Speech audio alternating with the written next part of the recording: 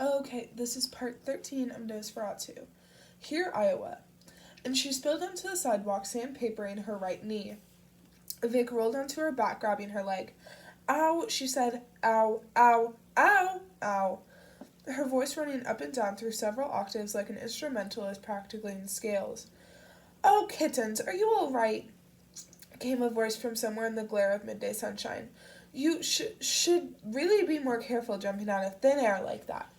Vic squinted into the light and was able to make out a scrawny girl not much older than herself. She was perhaps 20, with a fedora tipped back on her fluorescent purple hair.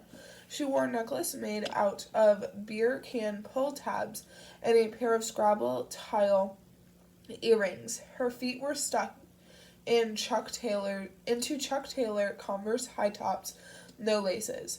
She looked like Sam Spade if Sam Spade had been a girl and had a weekend gig fronting a ska band. I'm okay, just scraped myself, Vic said, but the girl had already quit listening. She was staring back at the Shorterway Bridge. You know, I've always wanted a bridge there, the girl said. Couldn't have dropped in a better spot. Vic raised herself up onto her elbows and looked back at the bridge, which now spanned a wide, noisy rush of brown water. This river was almost as wide as the Merrimack, although the banks were far lower. Strands of birch and century-old oaks massed along the water's edge, which was just a couple of feet below the sandy, crumbling embankment. Is that what it did? My bridge dropped, like out of the sky? The girl continues to stare at it. She had the sort of unblinking, stuporous stare that Vic associated with pot and a fondness for fish. No, it was more like watching a Polaroid develop. Have you ever seen a Polaroid develop? Oh my lord. Vic nodded, thinking of the way the brown chemical square slowly went pale, details swimming into place, colors brightening steadily, objects taking shape. Your bridge faded in where there were a couple old oaks. Goodbye, oaks. I think your trees will come back when I go, Vic said, although with a moment to consider it, she had to admit to herself she had no idea if this were true. It felt true, but she couldn't attest to it as fact. You don't seem very surprised about my bridge showing up out of nowhere. Remembering Mr. Eugley, how he trembled and covered his eyes and screamed for her to go away. I was watching for you. I didn't know you were going to make such an ass-kicking entrance, but I knew you might not. Without any warning at all, the girl in the hat stopped talking mid-sentence. Her lips were parted to say the next word, but no word would come, and a look of strain came across her face, as if she were trying to lift something heavy, a piano or a car. Her eyes protruded. Her cheeks colored. She forced herself to exhale, and then just as abruptly continued. Get here like a normal person. Excuse me, I have a stammer. Were you watching for me? The girl nodded, but was considering the bridge again. In a slow, dreamy voice, she said, Your bridge. It doesn't go to the other side of the Cedar River, does it? No. So, where does it go? Haverhill. Is that here in Iowa? No, Massachusetts.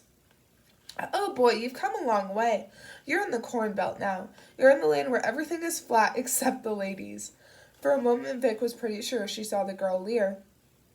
Excuse me, but can we go back to the part where you said you were watching for me?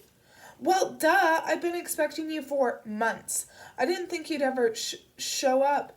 You're the brat, aren't you? Vic opened her mouth, but nothing would come. Her silence was answer enough, and her surprise clearly pleased the other girl, who smiled and tucked some of her fluorescent hair back behind one ear. With an upturned nose and slightly pointed ears, there was something elvish about her, although that was possibly a side effect of the setting. They were on a grassy hill in the shade of leafy oaks between the river and a big building that, from the back, had the look of a cathedral or a college hall, a fortress of cement and granite with white spires and narrow slots for windows, perfect for shooting arrows through. I thought you'd be a boy. I was expecting the kind of kid who won't eat lettuce and picks his nose. How did you feel about lettuce? Not a fan. She squeezed her little hands into tight fists and shook them over her head. Knew it! Then she lowered her fist and frowned. Big nose picker? Blow it, don't show it, Vic said. Did you say this is Iowa? Sure did. Where in Iowa? Here, said the girl in the hat. Well, Vic started, feeling a flash of annoyance. I mean, yeah, I know, but here where? Here, Iowa. It's the name of the town. You're right down the road from beautiful Cedar Rapids, here at the Here Public Library. And I know all about why you came. You're confused about your bridge, and you're trying to figure things out. Boy, is this your lucky day. She clapped her hands. You found yourself a librarian. I can help with the figuring out thing and point you towards some pretty good poetry while I'm at it. It's what I do.